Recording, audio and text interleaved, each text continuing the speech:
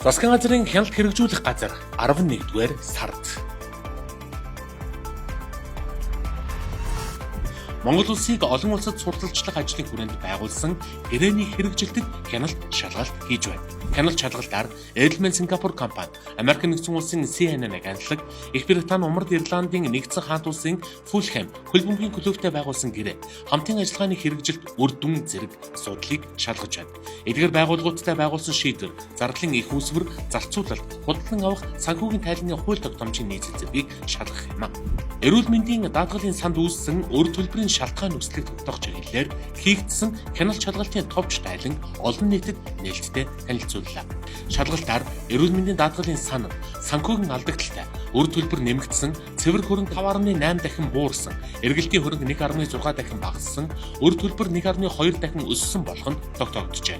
2025 онд гэхэд тус сан 295.6 тэрбум төгрөгийн алдагдлаа ажилласан байдал тогтоогдов. Засгийн газрын байгууллагуудын чиг үүргийн давхарлыг арилгах ажлын хэсэг байгуулагдлаа. Засгийн газрын харьяа болон орон нутгийн захиргааны байгууллагын нийтлэг чиг үүргийг хэрэгжүүлдэг нэгжид чиг үүргийн шинжилгээ хийж, давхарлыг тодорхойлж, цаашид хэрэгжүүлэх үйл ажиллагааны хүрээг тодорхойлох зорилгоор төрийн албаны зөвлөл, засгийн газрын хэрэг хэрэглэх газар, засгийн газрын хяналт хэрэгжүүлэх газрын хамтарсан ажлын хэсэг, Монгол улсын сайд, засгийн газрын хэрэг хэрэглэх газрын даргын 2025 оны 11-р сарын 6-ны өдрийн 123 дугаар тушаалаар байгуулагдлаа. Төрийн албан хаагчдын сэтгэл ханамжийн талаарх тандалт судалгааны үр дүнг танилцууллаа. Засгийн газрын хяналт хэрэгжүүлэх газрын төрийн бүтээмжийг дээшлүүлэх, санал боловсруулах өөрийн үндсэн чиг үүргийн хүрээнд төрийн албан хаагчийн сэтгэл ханамж, ажлын ачаалал, стрессийн төвшингийн талаарх тандалт судалгааг зохион байгуулж, судалгааны үр дүнг төрийн албаны зөвлөлийн зөвлөлт уулзалтад танилцууллаа. Төрийн үйлчилгээний цахим шилжилтийн хэрэгжилтэд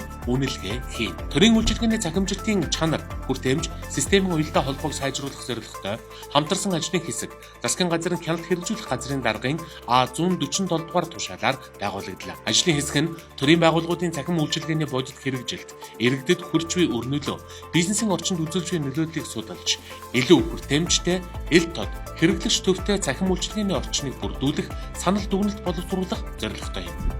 Засгийн газрын хөгжлийн бодлогын хэрэгжилтэд газар дээрх хяналт шинжилгээ хийж байна. Монгол улсын хөгжлийн бодлогын баримт бичгийн хэрэгжилтийн явцыг газар дээр нь хянан үзэж, дүн шинжилгээ хийх ажлын хэсэг төрийн захиргааны төв байгууллагуудад газар дээр нь ажиллаж байна. Хяналт дүн шинжилгээ нь энэ сарын 10-ны өдрөөс 28-ны өдрийн хүртэл хугацаанд бүх яамдад хийгдэх бөгөөд одоогийн байдлаар аж үйлдвэр эрдэс соёлын яам, хууль зүйн дотоод хэргийн яам, боловсролын яам, байгаль орчин, уур амьсгалын өөрчлөлтийн яам, гадаад харилцааны яам, зам тээврийн яам, эрүүл мэндийн яам, хүнс хөдөө аж ахуй, хөнгөн үйлдвэрлэлийн яам зэрэг 8 яамдад хяналт шалгалт дүн шинжилгээ хийх ажлыг эхлүүлээд байна. Засгийн газрын хяналт хэрэгжүүлэх газар 11-р сард